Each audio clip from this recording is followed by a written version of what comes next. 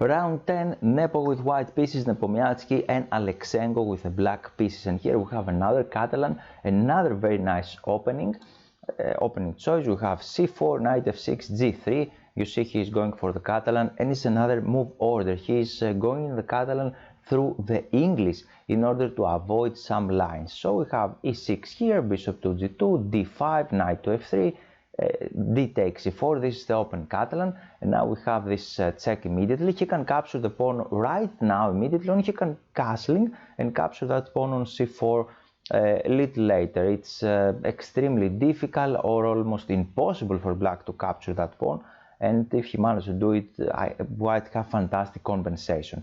We have this check here, knight b to d7, queen takes e4, a6, queen c2. He went back because he would like to avoid any tempo moves. Black is going to play something like b5 and bishop to b7, or he is going to play this one in order to win that tempo. So the queen was exposed there. For that reason he removed it from this position, and now b5 is impossible, because after b5 we can play this move knight to knight e5 or knight d4 to attack the rook in the corner.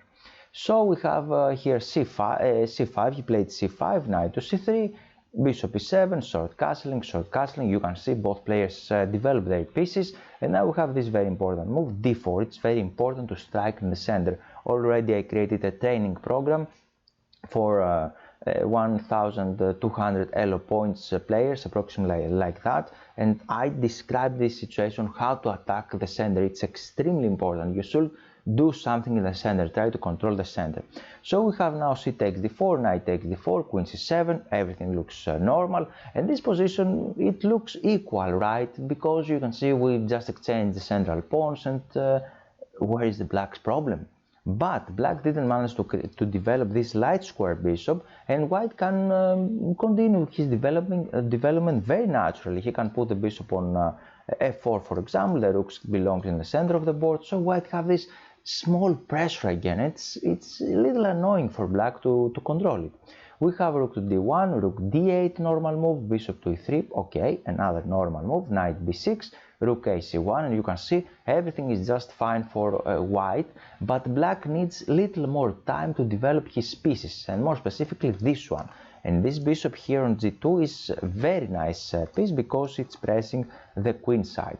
And here we have some moves. The most obvious move here for black, what is the most obvious move? Maybe knight c4. Here knight c4, because you can see we're attacking that bishop, putting the knight in the center of the board. It looks nice, but it's not nice, because we have this move knight a4. You can see this knight is pinned, it cannot move away, and white have a lot of threats right now. He's threatening the knight directly. b5, it's impossible, because this bishop is hanging, and you can see this knight is a very bad place there. For that reason he didn't play knight to c4, he played e5, tried to liberate his position, and maybe to free that one, that bishop, and kick away this centralized knight from the center of the board. Now we have knight f5, putting more pressure against the bishop. Maybe if the bishop goes back, then he can play something like bishop to g5, as you can see, increase the pressure.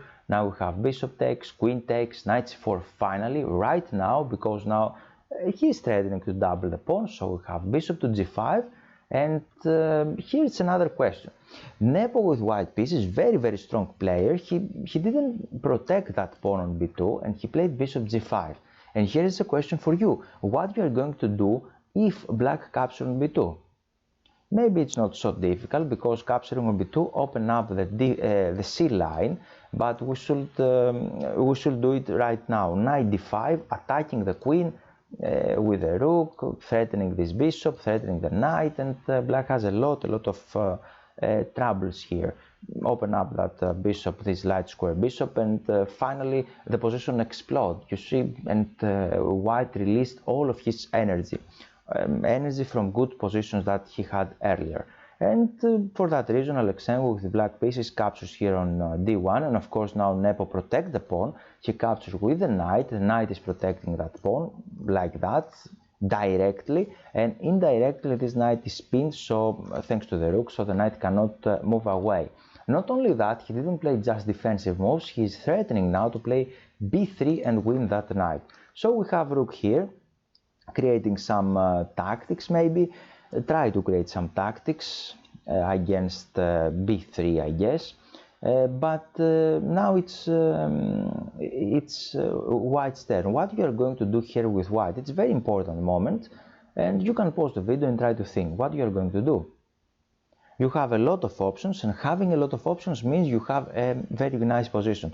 b3 here, maybe it's not working because we have that one, and here you can see we cannot capture with the rook because the knight is hanging with check. This is the problem, and if he just captures there, then queen can give this check on e1, very important check, and after that he can capture the knight, and the position is complicated, of course, but black has some counterplay.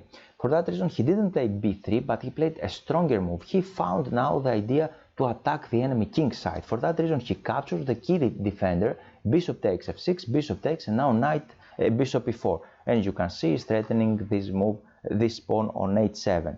Unfortunately, he cannot play something like g3 because the bishop is hanging. This is the first one. The second idea here is to play h6 here, but again we have this variation. He can give a check, the only move is this one, and now look at that, knight to e3. This knight is under attack again, we're threatening this knight, and for example after b5, here white have a stronger move. He can play b3, but he has a stronger move, knight to f5. He won little time, and now he is controlling this escape square. Very important, very important idea to control the escaping square, and now white is threatening checkmate here. For example, if he plays here, then we can play b3 finally to win that knight on c4, or if he just try to free the knight, to do something for that knight, to unpin that knight, then we can perform this checkmate. This is the idea. So black facing a lot of problems now, and he has to sacrifice that pawn on h7. I hope you had foreseen it, and he played this move, queen a5, try to give a check here on e1, free the knight, and create some tricks. We have knight to c3, of course, stabilize his position, control everything, king f8, knight d5, again with similar idea, because now this knight is extremely powerful here, controlling this escaping square. He is threatening again this attack to capture on h7 and give a checkmate on h8, black play, and of course the knight is under attack. On c4 the knight is under attack as well. So we have this idea now, b5, queen takes, rook takes d5, bishop takes d5, and black played queen to d2. The position is complicated here. It looks strange. We have some options, but what we are going to do with white pieces, a lot of pieces are hanging, and now Nepo played the best one. I hope you find it. It's not extremely difficult. He captured here with the rook, giving back the exchange, and after this he played e4. Another very strong move, saving that pawn, stabilizing the position of that bishop, and with opposite color bishops, the side who is attacking has the upper hand. And this bishop on d5 is much more active piece comparing to that one, and white can create a lot of attacking threats right now, more specifically here on f7. The game continues, queen takes b8, white should be in a hurry, because as you can see, if he didn't do anything at all, then white can promote his own pawn to a new queen. So we have a check here, king e7, queen c8, and now he is threatening checkmate. Can you find it?